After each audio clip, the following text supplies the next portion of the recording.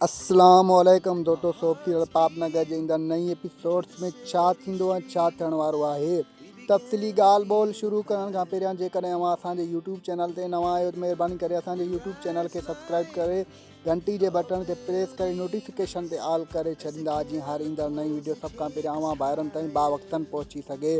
दोस्तों हाणे हलूं था ड्रामे जी तफ़सीलात जे तरफ़। दोस्तों जीअं सोबती पापनगर जे ईंदड़ नई एपिसोड्स में ॾिसंदो त वॾेरो बालाज ख़ान पंहिंजे भाउ शाह नवाज़ ख़ान खे आज़ादु कंदो, छो जो हुनखे पंहिंजी भाॼाई ऐं पंहिंजी घरवारी मिनतियूं कंदियूं त तूं जेको आहे सो एॾो वॾो ज़ुल्म न कर। उन्हनि जे चवण ते वॾेरो बालाज ख़ान पंहिंजे भाउ शाह नवाज़ ख़ान खे आज़ादु कंदो।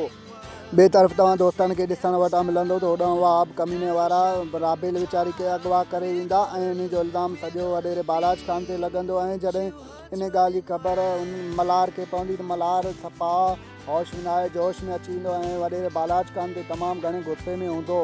दोस्तों ड्रामे में ईंदड़ एपिसोड में इलाही सारो मज़ो थींदो। वॾेरे बालाज ख़ान ऐं मल्हार जे विच में टक्कर थींदो। मल्हार वॾेरे बालाज ख़ान ते तमामु घणे गुस्से में हूंदो, छो जो मल्हार मस्तु कॾहिं बि कंहिंखे माफ़ न कंदो, छो जो हुनजी मोहबत खे अगवा करे खणी विया आहिनि।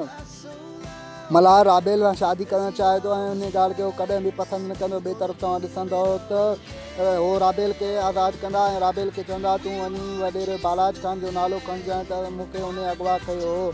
दोस्तों मुंहिंजो रिपोर्ट अव्हांखे कीअं लॻो? जेकॾहिं पसंदि आयो हुजे त महिरबानी करे असांजे चैनल खे सब्सक्राइब कंदा। Thanks for watching.